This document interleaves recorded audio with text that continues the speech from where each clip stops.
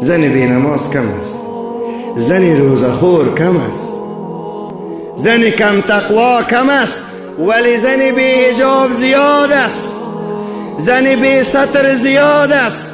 خواهری که چسب می پوشه زیر همین حدیث است. نه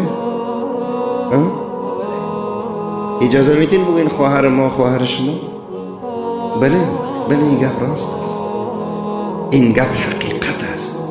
بیاین برادران خدا را بعد فراموش نکنیم، بیاین دین رسول الله را فراموش نکنیم. فایدهش چی؟ خود ما را فراموش نمیکنیم، خود ما جور میشیم، وطن ما جور میشه، جنت ما جور میشه، ما نیکبخت میشیم، ما آباد میشیم، ما آرام میشیم. آیا چنین نیست؟ در عروسی ها خواهر شهری ما چیزی را که میپوشه فکر میکنید مصداق همین حدیث 100% نیست؟ بله کاسیاتون چی معنی داره؟ کاسیاتون عاریات، کاسی چی رو میگن؟ لباس داره. عاری چی رو میگه؟ لوچ است. قربان صحابه شون، صحابه چرت میکرد که یا رسول الله این چه قسم؟ کالا داره؟ بله داره. لوچ است؟ پیغمبر اعظم گفت بله لوچ است. قربان کالا داره گفتین شما؟ وح نبوده، صحابه در تحقیق میکنن. قربان گفتی کالا داره؟ بله کالا داره.